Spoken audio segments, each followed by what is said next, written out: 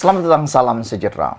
Pada kebelakangan ini, ramai orang mula mempersoalkan sampai bila kerajaan Datuk Seri Anwar Ibrahim dapat mampu bertahan. Ramai sudah mula mempersoalkan, ada penyokong PH mula meluahkan rasa bimbang melihat serangan dan sentimen kebencian terhadap Anwar Ibrahim. Tetapi saudara-saudara sekalian, jangan bimbang. Jangan bimbang. Pembenci Anwar bukan pun yang mengundi PH atau Barisan Nasional. Haha. Tolong share video ini kepada semua orang supaya orang yang mula risau, orang yang mula gembira tu, yang risau tu jadi gembira, yang gembira tu jadi risau semula. Sebab saya nak beritahu sekali lagi kepada anda semua, jangan bimbang, jangan gusar. Pembenci Anwar bukan pengundi atau bukan mengundi Pakatan Harapan atau Barisan Nasional. Sebelum kita teruskan ulasan yang hangat, yang luar biasa, yang amat baik ini, sila tinggalkan dulu komen kamu dan tekan butang subscribe untuk mendapatkan isu-isu terkini daripada channel saya ini sekali lagi. Terima kasih kerana telah menekan butang subscribe, itu percuma. Saudara-saudara, sejak dua menjak ini, ada penyokong PH mula meluahkan rasa bimbang melihat serangan dan sentimen kebencian terhadap Anwar Ibrahim dan kerajaan di media sosial kebelakangan ini. Kata mereka, mampukah kerajaan ini bertahan lebih lama? Adakah Anda juga bertanya seperti itu? Adakah Anda juga mempunyai kegusaran seperti itu? Yaitu pertanyaannya, sampai bila kerajaan ini mampu bertahan? Mampu bertahan lebih lama lagi kah?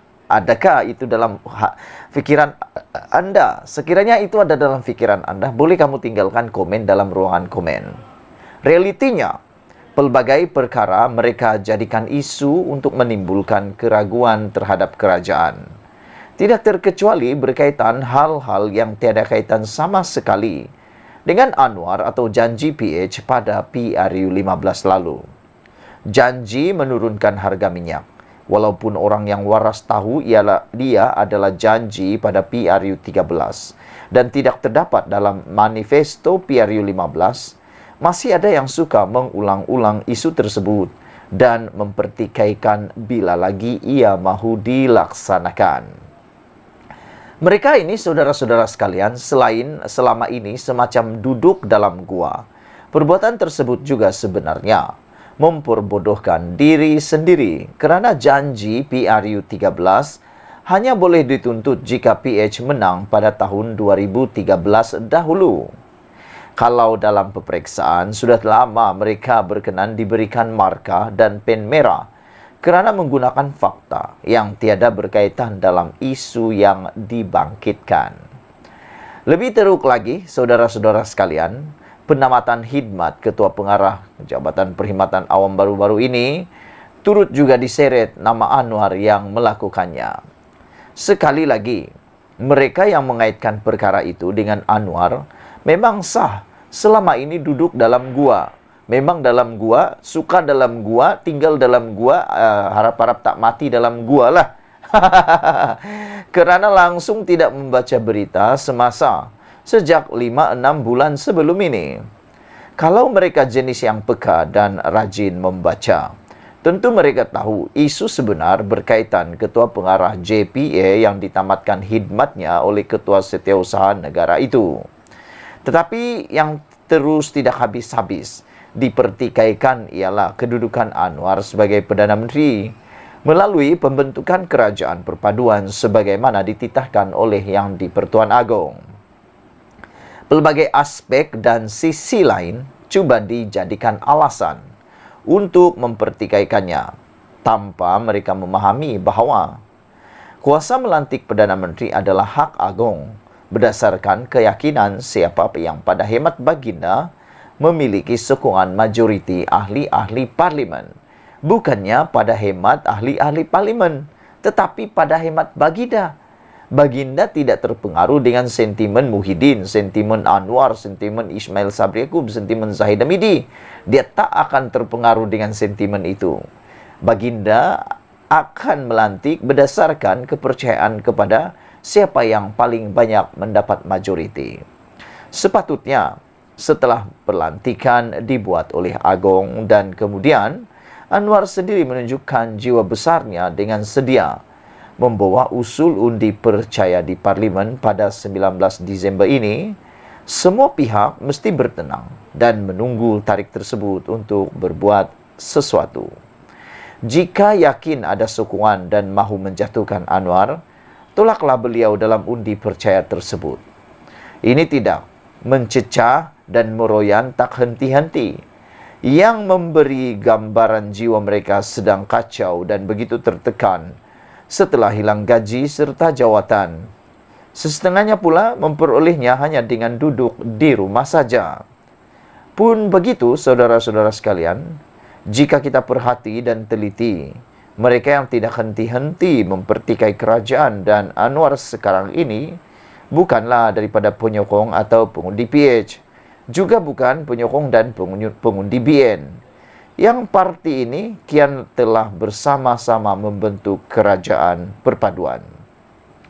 Penyokong dan pengundi PH juga penyokong dan pengundi BN secara umumnya menerima baik kerajaan ini dan berkeyakinan Anwar bersama pasukan kabinetnya mampu melakukan yang terbaik untuk rakyat. Cuma dengan pelbagai masalah dalam negara, disertai beban hutang yang tinggi yang ditinggalkan kerajaan terdahulu, lebih masa sokongan serta pemahaman rakyat adalah amat diperlukan. Perubahan atau hasil untuk dinikmati tidak mungkin dapat dituai dalam jangka waktu yang sangat singkat atau segera. Ini ada pula orang yang mengharapkan perubahan transformasi hanya dalam satu malam. Anwar angkat sumpah petang ni, besoknya mereka sudah menuntut macam-macam daripada Anwar. Anwar Ibrahim, Datuk Seri Anwar Ibrahim bukan seorang ahli silap mata, bukan juga ahli magician. Itu sebabnya dia perlu diberikan masa yang panjang. Mereka yang tidak puas hati itu adalah penyokong, selain daripada PH atau BN atau dalam erti kata lainnya, sebahagiannya adalah penyokong dan pengundi PN. Manakala selebihnya lagi adalah pentaksub Tun Mahathir Mohamad dan GTA. Tiada ubat untuk mereka itu dan terlalu sukar untuk diubah hati mereka. Lebih baik usah dilayan sangat. Penyokong dan pengundi PN jika mereka sedar, lebih patut menyalahkan Muhyiddin kerana dengan sombong dan ego menolak titah Agong berkenaan kerajaan perpaduan yang dicadangkan baginda. Jika Muhyiddin tidak menolak titah Agung itu, hari ini PN sudah pasti merupakan sebahagian daripada kerajaan.